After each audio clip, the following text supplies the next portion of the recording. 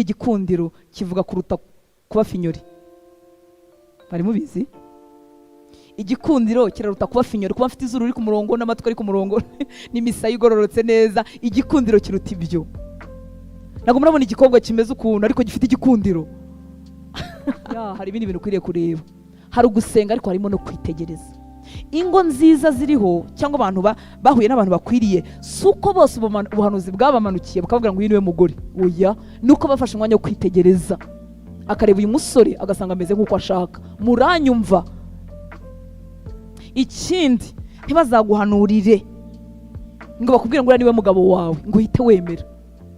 Ndabibabujije, mva ndi nyoko cyangwa ndi nyogosenge cyangwa ndi anti, niyo hazagira umuntu aza guhanurire ngo uhite uvuga ngo yego n'uriye. Oya, itegereze, kuko uwo muhanuzi si uzararana n'uriya mugabo, ni wowe ugiye kurarana nawe ubuzima bwawe bwose.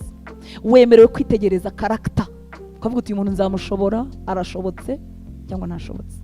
Ntuzarebe umuntu arimo akorera mu mpano y'Imana hano imbere, aririmba n'ijwi ryiza uvuga uti n'uriye, abwiriza neza ngo uvuge n'uriya, kuko nimugera mu rugo ntabwo muzamuri mu materaniro, muzamuri mu rugo. Ashobora kuba abwiriza neza ariko ari umugabo mubi. Ashobora kuba aririmba ijwi nk'irya marayika ariko mu rugo ntabwo azaba agiye kukuririmbira, azaba agiye kuba umugabo. Itegereze karakta, itegereze uko ateye n'imiti. Reka dusenge hanyuma tuganire. Data, mu izina rya Yesu nguhaye icyubahiro kandi gushyize hejuru. Urakoze kubw'abakobwa waduteranyirije ahangaha Mwami. Urakoze ko watuvanye hirya no hino, tubiguhereye icyubahiro.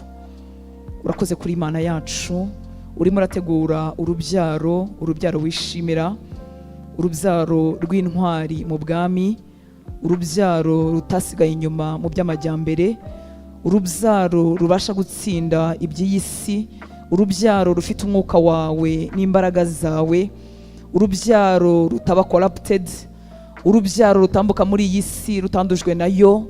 Mwami, uyu ni umwanya wacu nk'abakobwa, turaguhamagara kugira ngo utwekipe Mwuka Wera, ugire umukobwa wekipa hano hantu, umwambika imbaraga zo guhangana n'ibihe, kuko wemeye ko avuka muri iki gihe kimeze gutya, iki gihe cyanduye, iki gihe kitoroshye, ariko hari ubuntu wari waragennye buzabidushoboza. Ndakwinginze kugira ngo Mwuka Wera ube hano hantu, wekipe buri mukobwa wese, imbaraga zawe zisuke mu buzima bwacu, ubwenge bwawe butubeho. Uwiteka we, ubwiza bwawe buvanze n'igitinyiro bube kuri bano bakobwa, maze batambuke, bazubaka amago, bazahagarare mu mihamagaro, bazayobora ibigo, bazazana impinduka muri iki gihugu, bazahinduka imiryango umwanzi Satani adasenya, imiryango ituwemo n'ubwiza bwawe, imiryango idasitara, imiryango Mwami w'abami. Ibyo ababyeyi babo tutashoboye, ndasenze ngo uyu mugoroba hamanuka imbaraga zo kubibashoboza. Ibyo ba nyina, ibyo base, ibyo bavandimwe batashoboye, ndasenze kugira ngo ijuru ry'impakte uru rubyaro Mwami w'abami, kugira ngo bo bazabishobore. Turakwizeye, twizeye imbaraga zawe, twizeye ubuntu bwawe, twizeye Mwami kubaho kwawe hagati muri twebwe. Nguhaye icyubahiro kandi gushyize hejuru, ni mu izina rya Yesu dusenze, amen. Imana ibahe umugisha, ibagire neza. Reka nanone twakirane, nubwo Mutoni yari yabikoze, Imana ibahe umugisha. Reka twiyakire abakobwa bari mu barinzi ku nkiki. Ese turahari ngo tuzamure amaboko. Imana ibahe umugisha, Imana ibagire neza. Reka twakire inshuti z'abarinzi nazo zadusanze. Imana ibahe umugisha, wazamura akaboko. Umwami Yesu abahe umugisha. Murakoze cyane, Yesu abagire neza. Reka tuganire. Teme yacu yaravugaga, yari iri mu Cyongereza, yaravuga ngo she required nothing and won favor. Ntacyo yasabaga kandi akagira igikundiro cyangwa akagira faveri. Ubwo nyine tuzajya tubivanga nkuko nguko. Uwo ni umukobwa witwa Esteri, twese turamuzi. Ntekereza ko umukobwa wese wasoma Bibiliya yakunda Esteri. Siko bimeze? Esteri afite igikundiro. Esteri yari mwiza inyuma, Esteri yari mwiza mu mwuka, Esteri yarazi gusenga, Esteri yabaye miss w'icyo gihe. Esteri nta kintu kimwe murebaho ngo ube wacyanga. Haleluya. Ngo she required nothing and won favor. Ntacyo yasabaga, yari umukobwa wuzuye ubumana muri we, nta kindi kintu yari akeneye. Haleluya. Yari ipakiyemwo ubumana kandi yari afite igikundiro yaheshejwe n'ijuru. Murumva mutifuza kumera gutyo? Ntako bisa. Haleluya. Umuntu umeze gutyo byanze bikunze imiryango iramufungukira. Umuntu umeze gutyo ntago Satani yamutangira. Umuntu umeze gutyo aratambuka ahantu hose. Nibyo rero twifuza. Muri iki gitabo cya Esteri igice cya kabiri umurongo wa 13 n'uwa 15. Haleluya. Esiteri igice cya kabiri 13 kugeza kuri 15. Kandi tuganira nk'abakobwa, nakiriye abamama bose batamenye ko ari iby'abakobwa bakaza. Turabakunda cyane, natwe turi abakobwa ba Yesu. Haleluya. Turi n'abakobwa ba Abrahamu. Nimugubwe neza, ibyo tuvuga biratureba, ntugire ikibazo rwose. Hari abagiye banyandikira bakajya mbaza se n'abakobwa bakuru turahaza, ni hoya n'abakobwa bato gusa. Rero ntugire ikibazo namba. Igihe kimwe Yesu yinjiye mu isinagogi asanga umudamu wari uhetamye amaze imyaka 18 ahetamye. Yesu amurebye, buriya Yesu atanga keya. Haleluya. Uwo muntu wari uhetamye ashobora kuba yaranakecuye, murabizi no kurwara cyane birashajisha. Urumva kunama imyaka 18. Yesu amurebye bamugishije iby'impaka ko agiye kumukiza ku isabato, aravuga ngo uyu mukobwa wa Abrahamu ashobora kuba nta muntu uheruka kumwita umukobwa. Rero bakobwa b'Imana mugubwe neza, bakobwa bagenzi banjye. Yesu aravuga ngo uyu mukobwa wa Abrahamu ko yagombaga kurenzaho undi munsi agihetamye. Haleluya. Dufite umukunzi witwa Yesu. Reka rero tuganire Esiteri 2:13 na 15. Haravuga ngo maze umukobwa agahera ko asanga umwami, yava mu nzu y'abagore ngo ajye mu nzu y'umwami, icyo yashakaga cyose akagihabwa. 15. Nuko igihe cya Esiteri cyo kumurikirwa umwami gisohoye, ariwe mukobwa wa Bihayire se wabo Moridekayo, wari waramureze nk'umwana we, ntacyo yasabaga keretse ibyo Hegayi inkone y'umwami umurinzi w'abagore yategekaga, kandi ashimwa n'abamurebaga bose. Haleluya. Uyu mukobwa yashimwaga n'abamurebaga bose. Ubundi ajya ku mwami, icyo yashakaga cyose yagombaga kugihabwa, ariko Esiteri ahageze ngo ntacyo yasabaga keretse ibyo yahabwaga, ngo kandi ashimwa n'abamurebaga bose. Reka mpere kuri aka ngaka avuga ngo yari yemerewe byose. Imana yaturemye mu buryo bw'igitangaza, mu buryo bwiza. Yesu ashimwe cyane. Ubwo buryo Imana yaturemyemo umuntu ashobora kubukoresha nabi akaba nta kintu yabura muri iyi si akoresheje umubiri we wonyine. Mubizi se? Umukobwa ashobora gukoresha umubiri we wonyine akubaka inzu y'amafaranga atatunze, iwabo batatunze, akagenda mu modoka nta kindi kintu yashoye. Murabizi ko ari ukuri, nubwo tutabyemerewe kuko turi muri Kristo. Uyu mukobwa rero nawe wajyaga ku mwami, abakobwa bose bamurikaga ngo icyo bashakaga cyose baragihabwaga. Umwami yari arimo arobanura umukobwa azakunda, akamushima, akamushaka. Izi mbaraga rero Imana yarazituremanye. Ni ukuvuga ngo umukobwa ashobora kugambirira akavuga ati nzagera ku mwami w'igihugu cya hese cya Swaziland simbizi, akagerayo w'umunyarwandakazi, agapanga agaca mu basirikare agaca ahantu hose kandi akamugeraho. Akoresheje iki? Uburyo Imana yamuremye bwonyine. N'imbaraga ziteye ubwoba, iyo zitagaruwe mu maboko y'Imana zikora amahano. Ariko twebwe turi abakobwa b'umwami. Haleluya. Ariko nubwo turi abakobwa b'umwami, uko turemye inyuma niko n'abakobwa batari ab'umwami baremye neza neza. Niyo mpamvu ibigukomangira n'ibigushuka biba byinshi kubera uburyo uremwe mu buryo buteye ubwoba kandi butangaza. Yesu ashimwe cyane. Iyo ni impano yahawe buri mukobwa. N'uyu munsi rero ubwo bushobozi buracyahari. Umukobwa ashobora kubukoresha akabona icyo ashatse cyose akoresheje umubiri we. Ariko Esiteri yari atandukanye. Esiteri yari beautiful ariko ntabwo yari cheap. Ntabwo yari umukobwa ubonetse wese. Yinjiye ibwami yemerewe ibintu byose. Mwibuke ko bamaraga umwaka bisiga. Tekereza maquillage na pedicure na manicure, ariko ibyo maso byitwa ngo iki? Makeup y'umwaka. Urumva ukuntu basaga? Baragukandaga hahengamye bakahagorora, ibyameze ku ruhande bakabikuraho, ukagera ibwami usa neza rwose. Bamaraga umwaka ngo bihezura. Ariko Esiteri ahantu atangaje, yagezeyo ntacyo asaba kandi abandi barabisabaga. Iyo ijambo ryanditse muri Bibiliya nk'uko nguko, ni ukuvuga ko hari abandi babisabaga kandi yaranabyemerewe. Ariko agerayo yarashize umururumba. Umukobwa ubana n'Imana mu ibanga, agera ahantu ibintu byuzuye, ariko agerayo nta mururumba afite. Yaranyuzwe. Haleluya. Umukobwa uzashobora iyi si ni umukobwa ufite uwo mutima wanyuzwe n'Imana ye, kandi ibyo bintu Imana ijya ibidukorera. Yesu ashimwe cyane. Yari mwiza, yari afite igikundiro, ariko yari umukobwa wuzuye, wihagije. Bibiliya yambwiye ngo ntacyo yasabaga, yari yuzuye. Igituma umuntu atagira ibyo asaba, reka mvuge gusaba kuko gusaba bisanzwe ntacyo burya bitwaye. Yesu ashimwe. Nagusaba serivisi, nagusaba ikintu nemerewe, nagusaba ikintu kiri bumfashe, ibyo ni ibisanzwe, twabiganiraho, wabiganiraho n'umuntu Imana ishyize mu nzira zawe, ibyo ni ibisanzwe. Ariko icyatuma Esiteri adasabasaba nuko yari ekipe, yari yuzuye mu mwuka we, yari yuzuye mu marangamutima, yari yizeye ubwiza akura ku Mana. Haleluya. Ntabwo yari akeneye rero gusabasaba, yari yizeye mu Mana ye. Yesu ashimwe. Haleluya. Iyo nsomye iki gitabo cya Esiteri, hari igice kinini cy'ubuzima bwa Esiteri batatwereka, batavugaho muri detaye.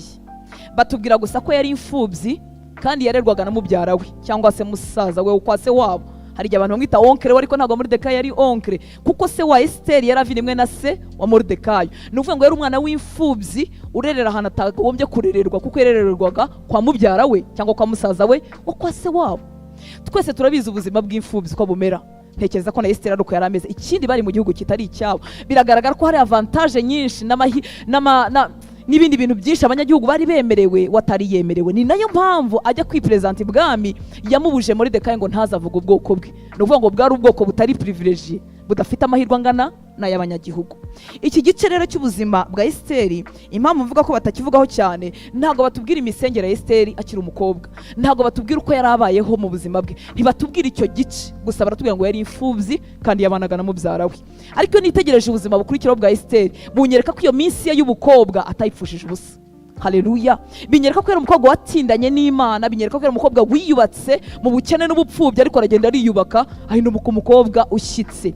Tubimenyera he? Tubimenya iyo aserutse ageze imbere y'ikibazo. Ibyo yamazemo iminsi yiyubaka biragaragara. Haleluya. Amasituwasiyo duhura nayo mu buzima yerekana ibyo twamaze iminsi twiyubakamo, cyangwa se ibyo tutiyubatsemo twaragombaga kubyiyubakamo. Ni ukuvuga ngo situwasiyo y'imibereho itunyeganyeje gatoya, ibi turimo biragaragazwa. Iyo twiyubatse byiza biragaragara, iyo ntacyo twashyizemo emptiness yacu nayo iragaragara. Sibyo nshuti z'Imana? Imana yacu tugirire neza.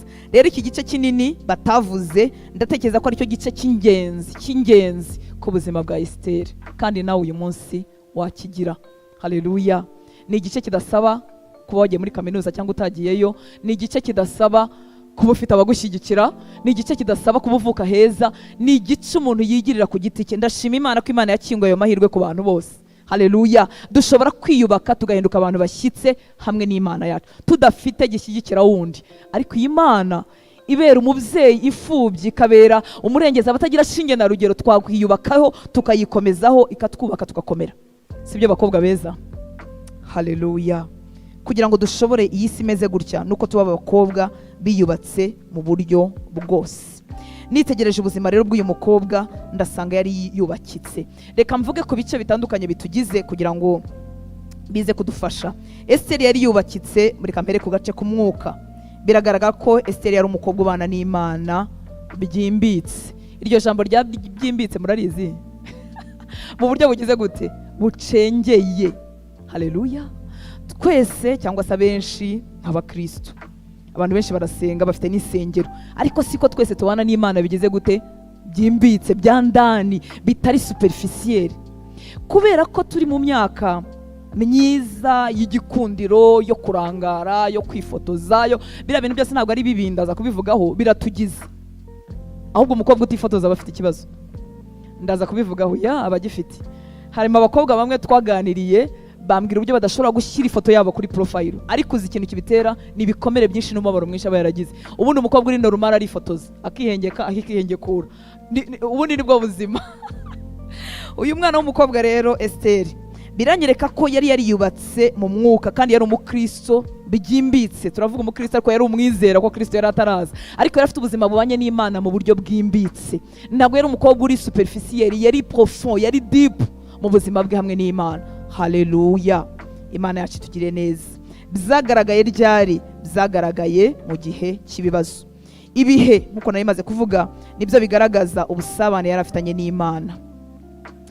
Haleluya.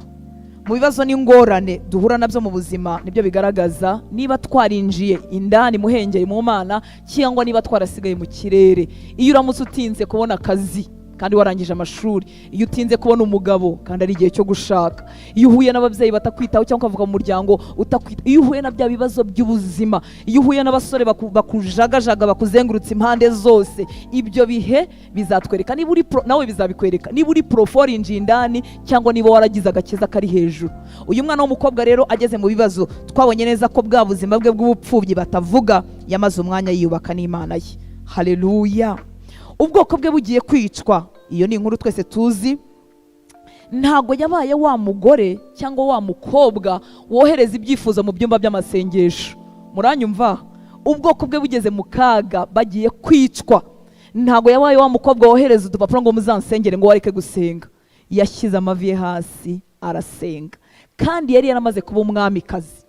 Umwamikazi ukuramo ikanzu y'ubwamikazi, agakuramo ikamba akarikira ku ruhande, agasiga ibiryo by'ibwami. Mwibuke ko ibwami hahora bife, ntabwo haba indyo imwe ngo bavuge ngo n'ibijumba n'imboga gusa byabonetse, ngo n'umuceri n'ibishyimbo gusa. Oya, umwamikazi usiga bife itondetse akajya kwiyiriza. Umwamikazi utohereje udupapuro kwa Moridekayo ngo shyira binginzi bishushani bagende banyigingire. Umwamikazi usenga, bigaragare ko akiri umukobwa yatindanye n'Imana ye. Umva nshuti z'Imana, haleluya. Gusa neza no ko umuntu afite ibikwiriye burya biryoha kubi. Ubwo buzima muzi ukuntu buryoha? Ntimubuzi se? Murebe ngewe. Haleluya. Tekereza umukobwa ubwo yari yamaze kuba umudamu, wambaye neza, utabuze icyo kwambara, ufite kamba ku mutwe, ufite icyubahiro n'indirimbo z'amashako zirara ziririmba ninjoro, ufite ibiryo biteguye kuko ibwami hahora hameze nk'abahabaye ibirori. Ibyo byose akabisiga akajya gusenga. Niyohereza agapapuro kwa Moridekayo k'icyifuzo ngo bagende basenge. Muranyumva nshuti z'Imana? Ibyo byose kugira ngo abishobore yaramaze kugira ahantu hakomeye, nuko ubuzima bwe akiri umukobwa yari yarabwubatse. Haleluya. Kubaka ubuzima bwawe ni none, ntabwo ari wageze mu rugo, ni none. Yesu ashimwe. Nugera mu rugo yego uzaba ugenda wongera andi matafari, ariko ibyo tutubatse mbere iyo tugeze mu rugo biradusenyukana. Imana yacu itugwiriza imbaraga. Haleluya. Kandi twiyereke. Akuramo ayo makanzu meza, atereka ikamba ku ruhande, asiga ameza yuzuye ibyo kurya, asiga indirimbo bamuririmbira, aragenda ajya gushaka Imana. Reka nkwibarize mukobwa mwiza mutoya, ese niba udashobora gusiga ibiryo bitanuzuye ameza uyu munsi, nibimara guhinduka ibirori byawe buri munsi uzabishobora? Udafite icyo ukennye, udafite icyo ubuze, uzashobora kwiyiriza? Muzabishobora? Nidutangire none. Haleluya. Hari ibituzuye, hari ibyo tugishaka, nidutangire none, tugwize izi mbaraga. Yesu ashimwe cyane. Twe kuba nk'aba bakobwa bavuga ngo aho kuririra ku igare waririra hehe? Muri Range Rover cyangwa muri V8 ngo yose namarira ngo ariko afazari ngo waririra muri Range Rover. Iyo umuntu yarize cyane babwiza ukuri na Range Rover ntibuka ko yifite. Nyine utarabigeramo ntiwabyumva. Reka twikomereze. Haleluya. Ahandi hantu hatwereka ko uyu mukobwa yari yariubatse mu buryo bwo mu mwuka, nuko yagize ibwami, yaramaze kwitoza neza. Ryari ijoro rya mbere, hariya bari bemerewe byose, ryari ijoro rya mbere ataratoranywa kuba umwamikazi. Nuvuga ngo iryo joro rya mbere, mbere yuko asanga umwami, babaga babaha ibintu byose bashaka kugira ngo batoranye. Rya joro mbere yuko asanga umwami, niho hari hatubwira ngo ntacyo yasabaga, yagezeyo yuzuye. Buriya ubuzima bwacu bw'umwuka bwubakika bikora, bigira impact ku bindi bice bitugize, bigira impact ku marangamutima, bigira impact kuri fizike, ku bigaragara inyuma. Iyo ubuzima bwacu bwo mu mwuka bwubakitse, bigira ingaruka nziza kuri ibi bice bindi byose bitugize. Icyari cyaramaze Esther umururumba ni ukubana n'Imana neza. Haleluya. Sesi ko yageze ibwami afite ibyo akeneye, kandi mwibuke ko yari ataraba umwamikazi, ntiyarazi niba ari butorwe cyangwa atari butorwe, ariko mu mutima we yari yaranyuzwe n'Imana. Ntabwo yari agiye ibwami gukura umwami ibiki ibyinyo kandi yashoboraga kuharara iryo joro gusa ntazahagaruke, kuko bari mu marushanwa. Hari abakobwa bari bamubanjirije, hari n'abandi bakobwa bari inyuma ye. Yashobora kuvuga ati niyo mahirwe mbonye n'uyu mugabo w'umukire naya, ariko yari yaranyuzwe. Ahageze ntiyagira umururumba, ntiyareba ka parufe, ntiyareba ka deodora, ntiyareba ka makeup, aravuga ati ndanyuzwe n'ibyo mfite, nuko ndi nizeye igikundiro cy'Imana ku buzima bwanjye. Haleluya. Ibyo byose bitwereka iki? Bitwereka profondeur y'ubuzima bwa Esther n'Imana ye. Muranyumva abakobwa beza? Haleluya. Mwabyumvise ko umuntu ashobora kuba misi kandi akaba na profond mu by'umwuka. nicyo nifuza. Simbabwira kuba babi, simbabwira kureka kwisiga, simbabwira oya umva nitwisiga ahubwo tubengerane we umva twake ariko twake hombi, kuko iyo agenda yaka gusa ntekereza ko atari umukobwa mwiza wenyine wari uhari. Yesu ashimwe, kuko bararobanuye mu ntara uyu mwami yari ayoboye zari intara nyinshi cyane, ibihugu birenga 120, bararobanuye abakobwa beza bose. Esiteri ntabwo yari ahagaze ari we mwiza wenyine, bari beza kandi bari bahari, ariko yari afite umwihariko. Haleluya. Ahageze rero bamuhitishagamo amakanzu, ibyo kwisiga, ibindi by'igikundiro washyiraho, agashenete ashobora kwambara ahangaha kugira ngo kuko bari bagiye kuryamana n'umwami, ntimugire ngo yari defile gusa, ntabwo byari byoroshye. Yashobora gushaka ibintu byose yashyiraho, agashenete ako ku maguru, ako kunda, ako muzu, ibyo byose. Ariko hageze aravuga ati nyuzwe nuko ndi kandi Imana irampagije. Haleluya. Ibyo byombi mbivuze, icyo kibazo cyabaye ku bwoko bwe, n'icyo gihe yaragiye kumurika umwami, icyo yashubije, ibyo binyereka ko uyu mukobwa yari yariyubatse mu buryo bwo mu mwuka. Haleluya. Yari spirituellement stable. Ninde babivuga neza mu cyongereza? Yes, yari spiritually stable. Haleluya. Kutaba spiritually stable bituma dufatafata n'ibidafatwa, ntitumenya abahanuzi b'ukuri n'ab'ibinyoma, ntitumenya icyumba twinjiramo n'icyo tutinjiramo. Kutaba spiritually stable. Ariko uyu mukobwa yari stable mu mwuka. Haleluya. Imana yacu tugire neza. Ntabwo yari avangiwe, iki gice cye yari yaracyitaweho agitindaho, kandi bimuhereza ingaruka nziza mu bindi bice bimugize. Nusoma neza hariya twasomye, Bibiliya yavuze ngo yashimwaga n'abamurebaga bose. Nicyo kira mu cyongereza twavuze ngo she won favor. Haleluya. Yashimwaga n'abamurebaga bose, yashimwaga n'abakomeye, agashimwa n'abagaragu. Muzi ko bitoroshye iyo umuntu ari mwiza agira tendance yo kugira gute, yo kwirata. Hari abantu ureba ukajya ubona wapi. Uyu mukobwa rero wari mwiza, wari ufite igikundiro cy'Imana, yashimwaga n'abamurebaga bose. Ni ukuvuga ngo yagize faveri ku mwami, agira faveri ku baesikoti b'umwami, agira faveri ku nkone z'umwami, agira faveri ku bamuzaniraga amavuta, agira faveri ku bantu bose. Muri Bibiliya ijambo ry'Imana havuze ngo abamubonaga bose bamwifurizaga ibyiza. Oh haleluya. Mbega ukuntu ari byiza. Umukobwa watindanye n'Imana, ngo abamubonaga bose bamwifurizaga ibyiza. Wari wabona umukobwa mwiza ariko ukabona afite ubwirasi bwinshi, ukajya uvuga ati ntazabe na Miss. Murabivuga ndabizi. Ubu mufite abo mwamaze gutoranya, kuko ubona wenda ari mwiza, ukabona afite n'ubumuntu, ukabona aciye no bugufi. Ariko iyo abaye mwiza cyane akagira umwirata, uravuga ati uriya ntibazanamutora. Kandi ubwirasi tububona tutanabegereye, tububona bavuga, tukabona bagenda kuri televiziyo. Ariko uyu mukobwa ngo abamurebaga bose bamwifurizaga ibyiza. Niko biri ijambo ry'Imana rivuze. Murifuza kumera gutya? Ndifuza gusa gutyo. Haleluya. Ndifuza kuba umukobwa umeze gutyo, ushimwa n'Imana, agashimwa n'abantu. Oh haleluya. Abamureba bose bakamwifuriza ibyiza. Abataza kwifuriza ibyiza nyine ni abakozi ba Satani, kuko nabo babaho, ariko abo ntacyo badutwaye. Haleluya. Mbega umukobwa mwiza. Iki gice cyo mu mwuka cyo cyitaweho gihita gihereza stabilite ibindi bice. Ndifuza kuvuga gatoya mu bugingo, kuko ariho hatuye amarangamutima. Muranyumva abakobwa beza, turi ibiremwa Imana yaremanye amarangamutima menshi menshi. Navuze ngo ashira cyangwa agakurwaho iyo twakomerekejwe, ariko ubundi turi ibiremwa byagenewe gukundwa no gukundwa akazwa. Umuntu arinda cyecura acyumva hari umuntu wamubwira ko ari mwiza. Ubuse mwagize ngo twarabishize, reka da. Sibyo ba mama? Haleluya. Niko Imana yaturemye kandi yabituremanye bizi. Niba utabikunda nkuko navuze, menya ngo amarangamutima yahuye n'ikibazo. Ariko uyu mugoroba ndifuza ko mutaza kugenda tudasenze. Uyu mugoroba umwami w'abamarakiza amarangamutima yacu. Uri umukobwa, ugomba kugira amarangamutima y'abakobwa, ariko akagira stabilite, kuko iyo atagize stabilite nayo atuzanira ibibazo. Sibyo nshuti z'Imana? Haleluya. Kwiyubaka rero kwe ko mu mwuka kwamuheresheje na stabilite mu bugingo handi amarangamutima atuye. Iki gice ni cy'ingenzi cyane cyane cyane ku bakobwa n'abagore, ariko uko umuntu akura bisa nk'ibigenda bigabanuka kuruta iyo umuntu ari mutoya. Iyo tukiri abakobwa batoya rero tuba turi amarangamutima agenda aratwuzuye, kereka nyine iyo wahuye n'ubuzima busharira bukayamaramo. Kandi ukwiye gukira, kuko Imana yakuremye itakugize umuhungu, ntabwo yakugize umugabo, nta nubwo yifuza ko kuyikorera byatuma uhinduka nk'umugabo. Oya, umukobwa wageneye gukundwa, kandi Imana yakuremye yabitekerejeho. Yesu ashimwe cyane. Haleluya. Iki gice rero kuko kitwuzuye ari na kinini kijya kigira ibibazo. Nari mvuze ngo niko turemwe. Hari umuntu wabyumvise ko ariko turemwe? Kereka iyo twahuye n'ibisharira mu buzima tugatakaza nature yacu, tugatakaza natire yacu. Burya iyo uvuga ngo njyewe nta kintu bimbwiye, ngo kuba ngo abantu bankunda cyangwa batankunda, njyewe wapi sinjya binari maze kuvuga by'ifoto, sinjya shyira ifoto kuri profile, sinjya nifotoza, nagira ngo ko niba ubivuga kandi uri umukobwa nanyubwe ko hari agace kawe karwaye, ariko inkuru nziza no kumwami w'abami yakuvura. Niba utajya useka ngo ukubita igitwenge cy'ubupfapfa kandi uri umukobwa, menya ngo hari agace k'amarangamutima yawe kapfuye. Abakobwa baseka ubusa, nibwo buzima. Kuba mu mwuka ntibituvanaho natire yacu. Nabagwishije abanyamwuka, haleluya.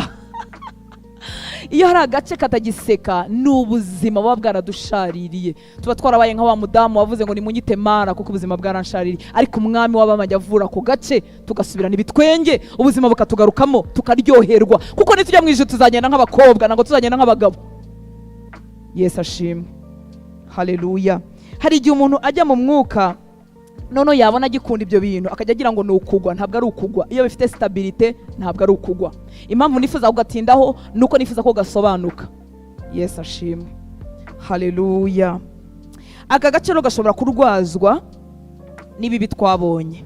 Ibyo twabonye ku babyeyi bacu, ibyo twabonye ku bavandimwe bacu, ibyo twabonye ku nshuti, bikafekta cyane uko twakira urukundo nuko tubasha kurutanga.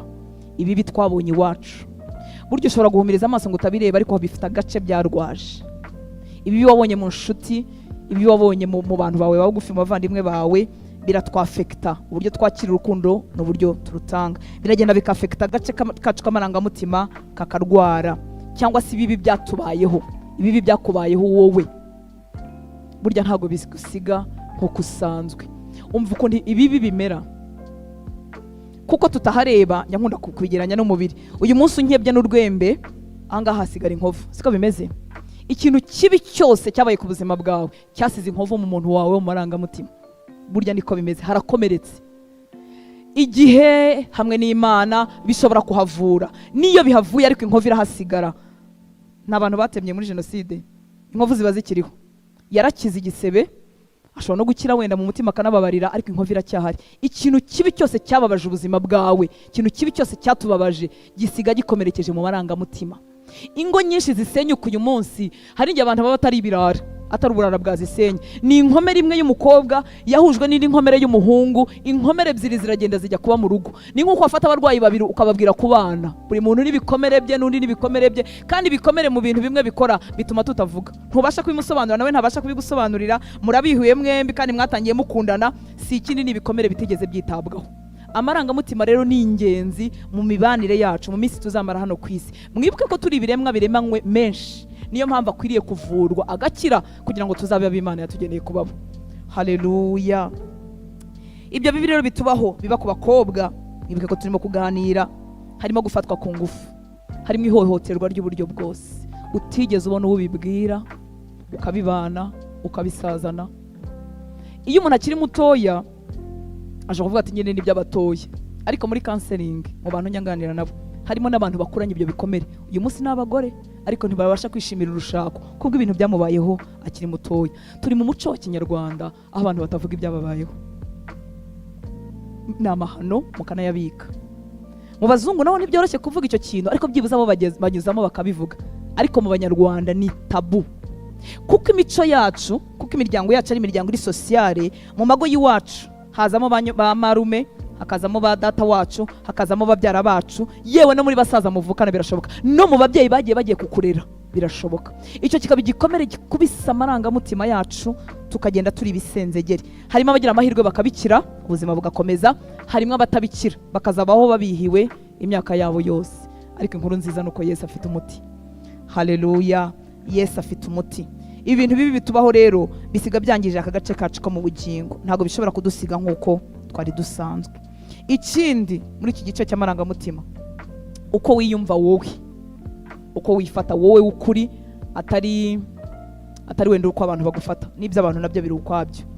Uko wiyumva, iyo numva ndi mwiza, nkamenya neza ko Imana yandemye mu buryo buteye ubwoba, butangaza, sinkenera approval y'undi muntu, sinkenera ko undi muntu abanza kuza kubimbwira ko ndi mwiza. Nyine ndi mwiza, Imana yandemye yantekerejeho.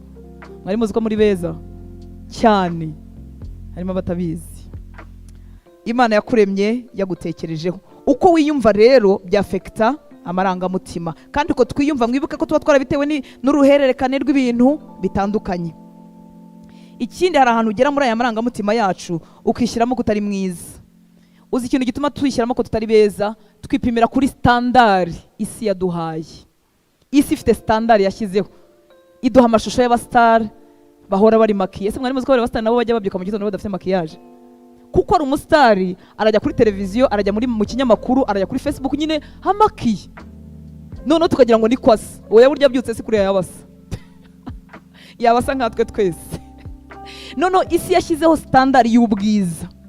Noneho wabona utajyanye n'iyo standard isi irimo itwereka, ukibwira ko utari mwiza, bikagenda bikafekta amarangamutima yawe. Impamvu iki kintu nifuza kukivugaho nuko bishobora kwafekta n'imibanire yawe uramutse ugeze mu gihe cyo gukunda no gukundwa.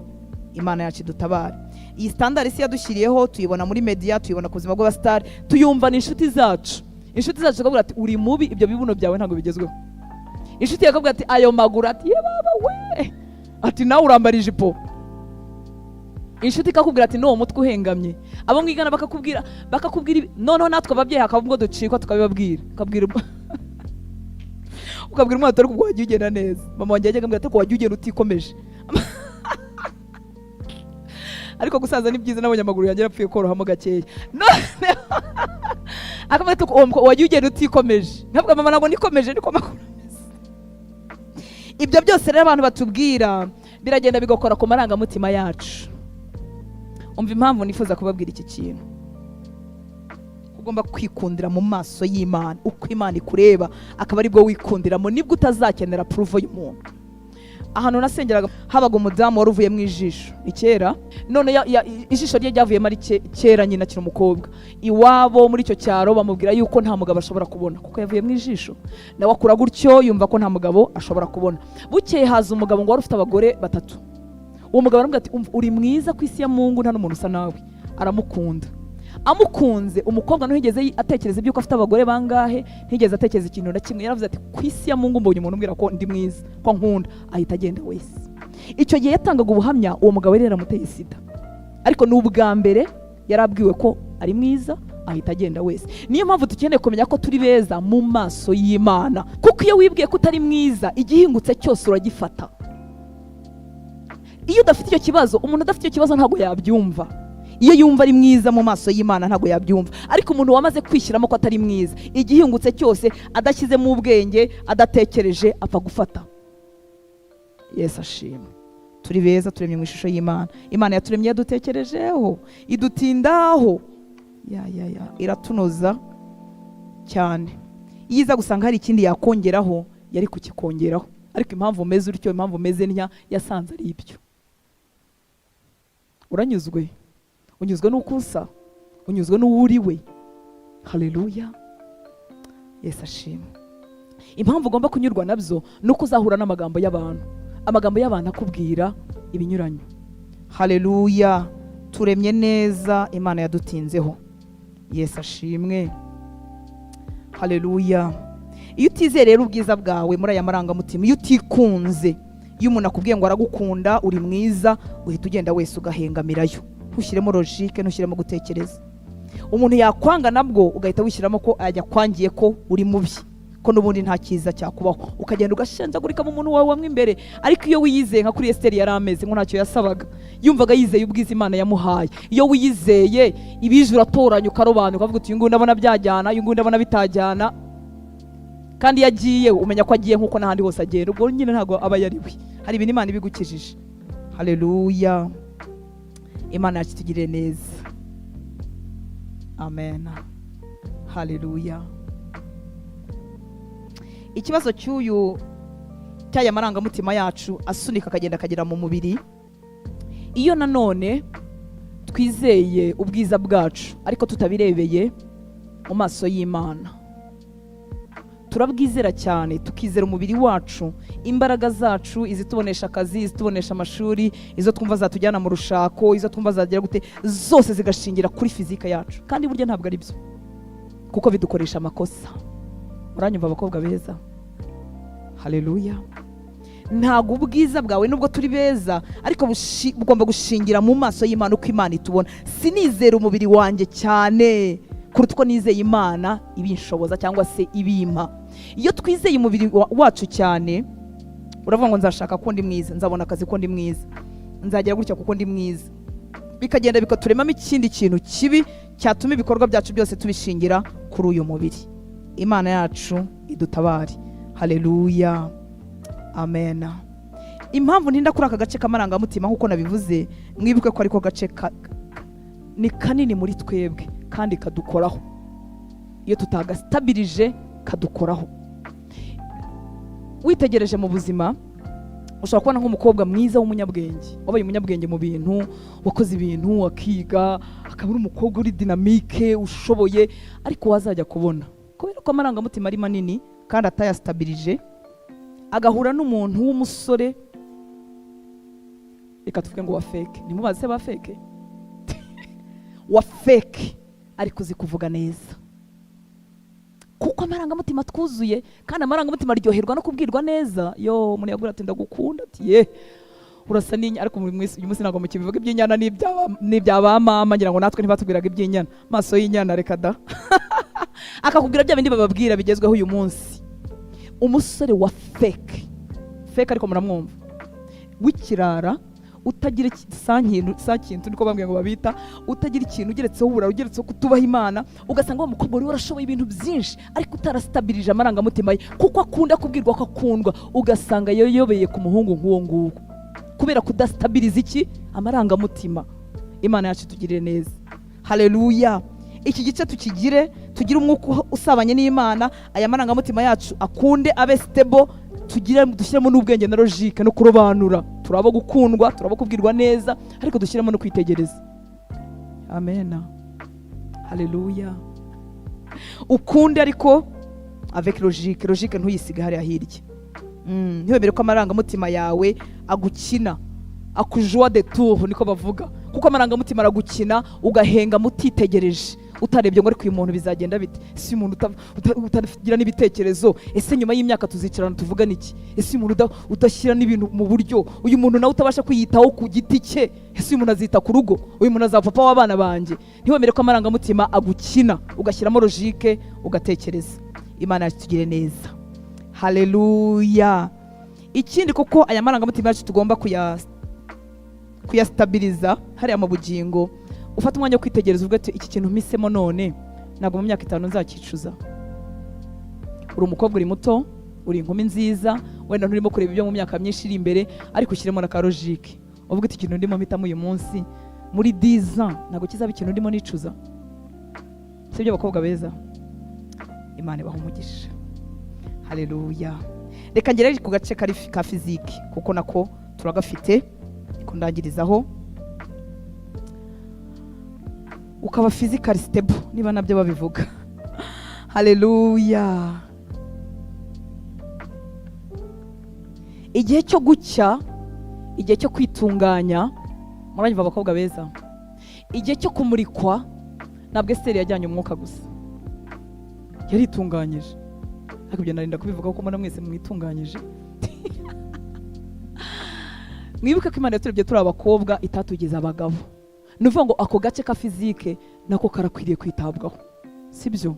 Ibura umukobwa uri umukobwa, ntabwo uri umuhungu. Ubu umukobwa kandi birakubereye, witunganye kuva indani kugera inyuma, ahantu hose habe hadafite umugayo. Sibyo abakobwa beza? Muri iki gice nanone kigaragara nicyo gihe kirimo gukora imirimo, kunoza n'ibindi bitandukanye. Reka ntange urugero kuri Rebeka hanyuma ndangize. Mu Itangiriro igice cya 24, Itangiriro 24 16, turasimbuka dusome 18 tugeze kuri 21, twongere dusimbuke ndajya mbabwira imirongo. Itangiriro igice cya 24.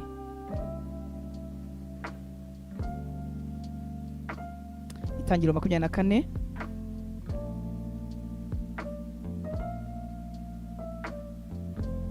kadusome. Umuntu ashobora kugira, muribuka ko dutuye mu isi iri physique, muribuka ko tutarajya mu ijuru cyangwa mwaragiye. turi mu isi iri fizike, ibifatika, ibigaragara. Amarangamutima yanjye tutaganiriye ntago wayamenya. Uburyo ndi deep mu by'Imana tutaganiriye, umbonye gusa ntambuka ntago wabimenya. Ikintu wahita umenya ni iki? Ibigaragara. Wahita uvuga uti ni umugore w'inzobe munini. Siko bimeze? Hari ibintu bigaragara bivuga. Niyo mpamvu kubera ko turi mu isi ya fizike, iki gice kigaragara kigomba kwitabwaho.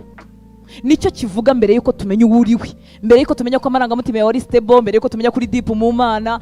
Ibyo byose tutarabimenya turakubona, kandi ushobora kumbona ugahita unjajinga ukurikije ibyo ubonye. Yesu ashimwe, haleluya. Hari abakobwa beza bafite imbaraga z'Imana, bafite amarangamutima ari stable, bastabilije, ariko batitaye kuri fizike, batitaye ku by'inyuma, ku bigaragara, batabyitaho bikavuga mbere umuntu ataramenya ubutunzi bw'igitangaza buri muri bo. Turi mu isi y'ibifatika, niyo mpamvu nahagaragara akwiriye gutunganywa. Si byo se? Ubu naje nambaye nk'urukweto rucitse bigaragara, n'ubwo ndabari mu mwuka kajana, ntiwagira ukubita akajisho kavuga ariko se afite ikihe kibazo? Wenda ntari mu gihe cyo gukena cyane da, nkennye wavuga uti buriya yarazibuze, yaba ari ibintu bigaragara. Cyangwa nje ntashokoje, nashwambaguje imisatsi, ndi mu mwuka, ndimo ndavuga ibintu byiza by'Imana, ariko wayireba ugahita uvuga ariko se ni ikihe kibazo afite? Cyangwa se afite nk'imikori ahantu, byanze bikunze wabyibazaho. Si byo bakobwa beza? Haleluya. Ibyo ni uburyo tugaragara, ariko n'uburyo dukora n'ingendo yacu iravuga. Kubera ko nshaje nubwo ntarasaza cyane ariko uko ukura niko wihuta, niko wibuka ko ibintu bigomba kwihuta. Ngira ngo biba bikurikije ko hari igihe tuba twarataye, ubwo namwe muzakigera muri mutegerezeho gatoya. Nimutangira gukarandika muzajya mubona hari ibintu bikwiriye gukorwa vuba. Iyo umuntu akiri mutoya hari igihe batihuta pe. Uko ugenda rero ingendo yawe imbwira niba uri umukobwa uri serious cyangwa utari serious. Mwari mubizi? Iyo wahuye n'umuhungu uri serious cyangwa n'umuntu uri witegereza, ingendo yawe ishobora guhita imubwira turiya nta mugore umurimo. Ariko nyine yari umuhungu nawe wanayo ntacyo bimutwara. Ndimo ndavuga uburyo fizike ishobora kuvuga umuntu ataramenya iby'umwuka n'iby'amarangamutima yawe. Muranyumva nshuti z'Imana? Uko ngenda, uko nita ku bintu, uko bikoraho, ukusa, uko wifata, uko ubita igitwenge. Mwibuka bya bitwenge by'ubupfafa turabyemerewe, ariko hari ahantu tutabikora. Niba ndi mu kazi, niba ndimo kuvugana n'abantu ntazi aho tuzagerana nabo, ngira uko nifata, ngira inyifato, ngira amagambo mvuga nayo ntavuga. Sibyo? Iminsi maze mu isi ya kirokore nasanze hari abarokore buzuye umwuka wera, shaba bafite n'imbaraga z'Imana, bagerageza no gusenga no gutinda mu byumba by'amasengesho, ariko yavuga tuvuga uti cya Jesus Christ, ugasanga imvugo yibagiwe kuyikosora. Mwibuka ko turimo kuganira nk'umubyeyi n'abakobwa, turavuga byose. Hari umukobwa twavugagaho ubushize, mwihangana abantu bavuga ku bandi, kandi ni Didier twamuvuganagaho, reka mureke ntago umukobwa ari muri mwebwe, ariko n'umukobwa ubundi ufite ibintu byinshi ashoboye. Noneho tumuhurizaho ikintu kimwe, ni umukobwa utarashaka kandi umaze gukura. Muhumure ntari muri mwebwe nibyo, ni umukobwa mukuru ntabwo ari muri mwebwe. Tumuvugaho iki? Turavuga ngo iyo abumbuye akanwa aganira nk'umwana wo muri materineri. Twibazaga impamvu atarashaka, kandi n'umukobwa muvuze nyine mwese mwahita mubona uti wow, inyuma ni wow, ibikorwa ni wow, ariko ibitekerezo n'imvugo ye Yesu we ntago bijyanye nawe. Umuhungu wese ushaka kumushaka iyo amwegereye ahita avuga ati ye nzabana na baby se, baby mu nzu. Iby'inyuma bizagaragarira abantu ni ibyo kwitabwaho bakobwa beza. Sinkubwira ngo ubindyajya, ahubwo genda ubitravaye, genda ukora aho usanze hadakoretse, genda utunganye aho usanze hadatunganye. Yesu ashimwe, haleluya. Nuko reka turebe Rebeka, Tangiriro 24 16. Ngo uwo mukobwa yari umunyagikundiro cyinshi kandi yari umwari. Umwari muzi cyari cyo isugi. Hari cyanditswe gishobora kuguhumuriza niba utakiri isugi. Ijambo ry'Imana rivuga ngo abantu bari muri Kristo Yesu bababaye iki? Bababaye iki? Ibyaremwe bishya. Ubwira Imana uti Imana dore nararangaye, byararangiye, byarancitse, ariko ijambo ryawe ryarambwiye iyo umuntu ari muri Kristo, ariko wiyemeza no kurekeraho, shyiraho akadomo. Nta bintu byo kujya uhora wigira icyaremwe gishya ku wa mbere, buri wa mbere nyuma ya weekend. Si ibyo bakobwa beza? Kandi uko ni ukuri. ngo uwo mukobwa yari umunyagikundiro cyinshi kandi yari umwari, ni yandi magambo yari isugi. Nta mugabo wigeze kuryamana nawe. Aramanuka ajya ku isoko, aravoma, arazamuka. Nkiri ahangaha reka nshyiraho n'aka gaparantezi, niba waragize amahirwe ukaba utarabutakaza uzaburinde. Iyi si irimo iravuga ngo reka ngo bose ngo wahazagera mu rugo se utazi n'ukuntu bigenda. Ni ukuvuga ngo isi ukuntu imeze iragerageza kumarijinariza abakiranutsi. Abakiranuka nibo barimo bagira ikibazo, mwari mubizi. Ushobora kuba mu ishuri uri kumwe na bagenzi bawe, abakobwa bagenzi wawe, bakajya bakubwira ngo nturaryamana n'umuhungu, ngo ye, bakaba ariwe baseka bakagukwena. Ugize imyaka 18 utararyamana n'umuhungu, ugize 24 utararyamana. Yesu we wabaye iki? Ubwo se wumva uri muzima? Ubwo se wumva uri normal? Ugatangira kujya wumva utari normal, tari kubanza ntari normal koko. None se abakobwa bose 6 b'inshuti zanjye bose baryamanye n'abahungu. Ishuri ryose kuko buri abana barabivuga naho babera beza, bataramenya ubwenge bwo guhishahisha. Ishuri ryose ryaryamanye n'abahungu. Nuvuga ko ninjye ufite ikibazo. Reka nkubwe niba waragize amahirwe ko utarabutakaza nta kibazo ufite. Hanyuma babutakaje dufite cyanditswe. Ariko ushyiraho akadomo uyu munsi uvuga uti muri Kristo sababaye icyaremwe gishya, Mana mpindura icyaremwe gishya. Ibyo nishe narabyishe, ariko uri Imana y'amahirwe ya kenshi. Haleluya. Mwatinye kuvuga ngo haleluya. Ngo uwo mukobwa yari umunyagikundiro cyinshi kandi yari umwari. Nta mugabo wigeze kuryamana nawe. Aramanuka ajya ku isoko, aravoma, arazamuka. 18. Aramusubiza ati databuja unywaho. Mwibuke wa mugaragu wa Abrahamu yaramusabye amazi yo kunywa. Mwibuke wa mugaragu wa Abrahamu hari isengesho yari yakoze, aravanga umukobwa nzasaba amazi, agahita ambwira ati inywa, akuhira n'inyamaswa n'amatungo ye, ingamiya ze nzamenya ko ari uwo. Ngo aramusubiza ati databuja unywaho. Atengamatira vuba ikibindi cye, aramuha aranywa. Amaze kuyamuha aramubwira ati nduhira n'ingamiya zawe zeguke. Uyu ni umukobwa w'umwari urimo gukora, ufite umwete, kandi uyu mukobwa ntabwo yavugaga mu muryango ukennye. Yesu ashima. Ntabwo bene wa Abrahamu barabakene. Ngo aramusubiza ati databuja unywaho. Atengamatira vuba ikibindi cye, aramuha aranywa. Ariko yari umukobwa uzi gukoresha amaboko ye. Ngo amaze kuyamuha aramubwira ati nduhira n'ingamiya zawe zeguke. Murabizi mwese ko ingamiya zinywa amazi menshi. Nuvuga ngo yari umurimo, yari umukobwa utari ufite ubunebwe mu maboko. Agize ubwiza, agize igikundiro, agize ubusugi, ageze kuvuka mu muryango mwiza, ariko akizeho no kuba umukozi. Amaze kuyamuha aramubwira ati nduhira n'ingamiya zawe zeguke. 20. Ayasuka vuba mu kibumbiro ariruka. Ariko uyu mukobwa yari mwiza. Oh haleluya. Yarafite umwete mu migendere, yarafite umwete mu mikorere, nta bunebwe bwari muri we. Hari igihe n'ubwiza butera abantu ubunebwe, ntimubizi? Cyangwa ibintu byo kwihuta no kwiyanduza. Mwibuke ko tugomba kuba stable mu bice byose. Iyo hageze niba ari umwanya wo kwiyanduza no kuzinga amakanzu kugira ngo nsenge cyangwa nkubure, yazinga nyine ukubure, yazinga usenge uhamagara Imana. Nihagera mu mwanya w'ubwiza nabo umwe mwiza nka Esteri. Esteri yarabishoboye byose. Haleluya. Imana yatugirire neza. Ngo yasuka vuba, umva yari afite umwete mu maboko ye. Ayasuka vuba mu kibumbiro arirukanka. Yongera kujya kwiriba kudahira. Adahira ingamiya ze zose. Uwo mugabo aramwitegereza acecetse kugira ngo amenye yuko Uwiteka yahaye urugendo rwe amahirwe cyangwa ataruyahaye. Uwo mugabo amwitegereza acecetse. Abageze mu gihe cyo kurambagizwa, muzi ko hari abantu babarambagiza bacecetse. Ukamucaho rero ukamutera ivumbi utazi ko ari we muranga. Uyu mukobwa ntabwo yarazi ko arimo avugana n'umuranga w'umwana w'amasezerano. Isaka yari umwana ufite amasezerano igitangaza ku buryo kuba umugore we byari amahirwe. Byari amahirwe wa mugani wa mwana w'umukobwa babajije ngo wazaba iki mu ishuri. Bari babajije umuhungu bati Paul uzaba iki? Ati nzaba umucuruzi, nzajya kurangura Dubai no mu Bushinwa, nzaba umukiri. Bagera ku mukobwa bati uzaba iki? Ati nzaba umugore we. Ibintu byari byoroshye gutya. Uyu mukobwa rero Rebeka arenda gushakana n'umugabo ufite amasezerano y'igitangaza. Ariko kuko Imana idasondeka, ntago yendaga gusondeka Isaka. Umva ibyiza birakururana. Nubu umukristo wa vrai uzattracting umusore wo umukristo wa vrai. Nubu umukristo wa fake uzattracting umusore wo umukristo wa fake. Yesu ashimwe. Umukozi w'Imana asenga yatubwiye ubushize ngo abantu bimariye, ni inkuru y'ukuri ngo yabayeho. Abantu bimariye, umukobwa yagiye mu rusengero avuga ati reka njye mu rusengero nitondeho gatoya ndeko nabona umurokore, umugabo w'umurokore. Umuhungu nawe yaraje avuga ati reka njye mu rusengero gatoya njishe ndeko nazarongora umugore w'umurokore, kuko umugore utari umurokore sinazamukira. Bajijisha bombi, bahuriramo bombi bajijisha. Bukeye barashakana. Ngo bakora ubukwe birarangira nyine barataha. Ninjoro abatwikura bamaze gutaha, umuhungu ngo ahamagara umukozi avuga ati Kadogo ngwino genda uzanire Mitsingi ngiye kuzapfa maze amezi 6 nigira umubatizo nta kayoga nta kintu ati nzanira Mitsingi. Umukobwa nubwo turakomeje se burya ntabwo uri umurokore ati we ntabwo ndi we sinigeze nabawe burya ati Kadogo ati garuka ati nanjye nzanira intore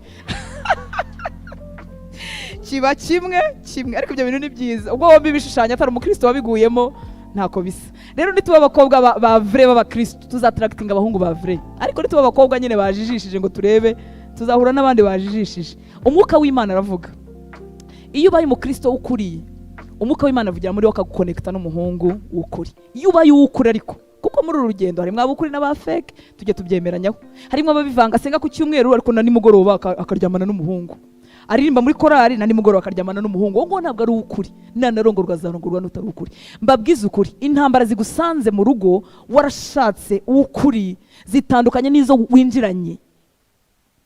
Ngo uwo mugabo amwitegereza acecetse kugira ngo amenye yuko Uwiteka yahaye urugendo rw'amahirwe cyangwa ataruyahaye. Uwo mukobwa arirukanka abwira abo mu nzu ya nyina uko byabaye. Yari umunyamwete, ari mwiza, agira n'urugwiro. Urugwiro ni ugukunda abantu no gukunda kwakira abantu. Muri urugwiro no kuba umugwaneza byongera icyo twita charme. Charme mu cyongereza ni iki? Ibaho charme? Ibaho? Okay. Umukobwa ashobora kuba ari mwiza ari finyore. Umva finyore ku murongo nta defo mu bigaragara, ariko yabura urugwiro n'ubugwaneza, charme ikabura, igikundiro kikabura. Uyu mukobwa Rebeka yari abifite byombi, yari afite igikundiro. Burya igikundiro kivuga kuruta kuba finyore. Bari mubizi? Igikundiro kiraruta kuba finyore, kuba afite izuru riri ku murongo n'amatwi ari ku murongo n'imisaya igororotse neza. Igikundiro kiruta ibyo. Ntabwo murabona igikobwa kimeze ukuntu ariko gifite igikundiro. Oh haleluya.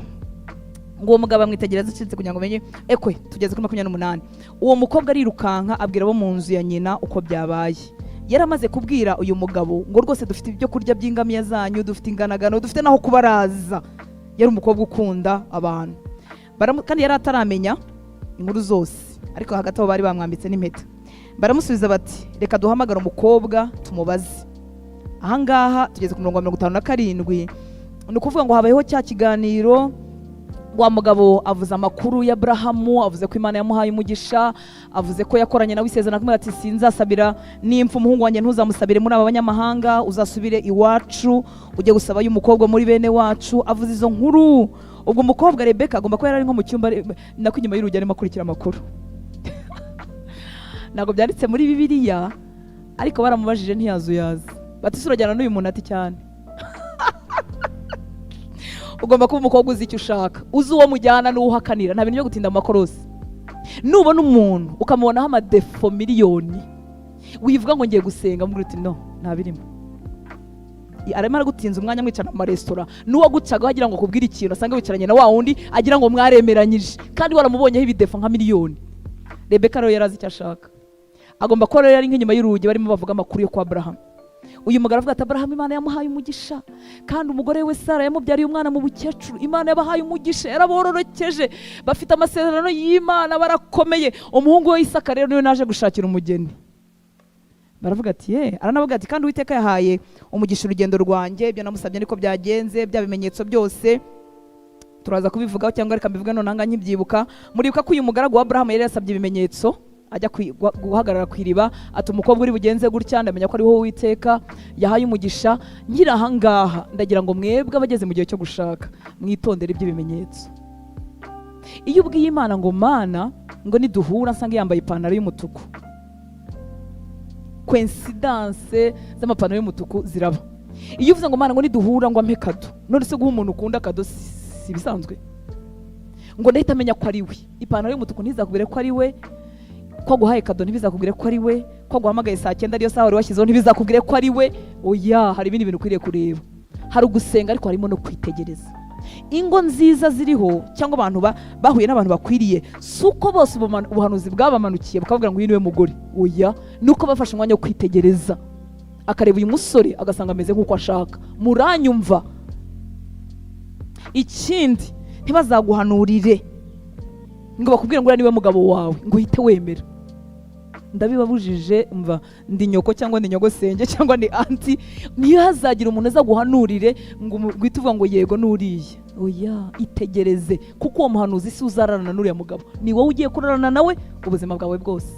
Wemerewe kwitegereza karagita, ukavuga uti uyu muntu nzamushobora, arashobotse cyangwa ntashobotse. Ntuzarebe umuntu arimo akorera mu mpano y'Imana hano imbere aririmba n'ijwi ryiza uvuga uti nuriye, abwiriza neza ngo uvuge nuriya, kuko nimugera mu rugo ntabwo muzamuri mu materaniro, muzamuri mu rugo. Ashobora kubabwiriza neza ariko ari umugabo mubi, ashobora kuba aririmba ijwi nk'irya marayika ariko mu rugo ntabwo azaba agiye kukuririmbira, azaba agiye kuba umugabo. Itegereze karagita, itegereze uko ateye n'imiterere ye. Sibyo abakobwa beza? Ako karagaciyemo. Ngo baramusubiza bati reka duhamagara umukobwa tumubaze twumve irimuva mu kanwa. Bahamagara Rebeka baramubaza bati urajyana n'uyu mugabo? Arasubiza ati turajyana. Ariko Rebeka naramukunze, yari azi icyo ashaka, yari yakibonye. Haleluya. Ndarangije abakobwa beza. Esiteri twaravuze ngo she required nothing. Icyatumaga atagira ibyo asaba nuko yari yariyubatse, si uko atari afite ibyo akeneye. Dukurikije imikurire ye yari afite ibintu byinshi akeneye, ariko yari yariyubatse mu buryo bwose. Yubatse umwuka we arawushimangira, yubaka amarangamutima ye, ariyubaka yumva arahagije hamwe n'Imana ye. Arangije kubera gutindana n'Imana bimuhesha igikundiro gituma mubona bose ngo bamwifurize ibyiza. Agira igikundiro ku bantu bose. Imana yaguhaye igikundiro, nta muryango wasigara ufunze imbere yawe, umuryango wagufungukira. Imana ibahe umugisha. Murakoze.